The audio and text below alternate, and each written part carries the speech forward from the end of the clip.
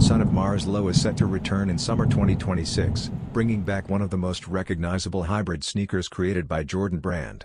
Originally introduced in the early 2010s, the model was designed as a tribute to filmmaker and longtime Jordan collaborator Spike Lee and his famous character Mars Blackmon. The sneaker blends design elements from legendary models including the Air Jordan 3, Air Jordan 4, Air Jordan 5, and Air Jordan 6. The upper is primarily constructed with durable leather that provides structure and long-lasting support while maintaining the classic Jordan aesthetic. Elephant print synthetic leather overlays reinforce high-wear areas and add the iconic texture first made famous on the Air Jordan 3. Mesh panels improve breathability and help reduce heat buildup inside the shoe. DPU wings and eyelets support the lace system and enhance stability.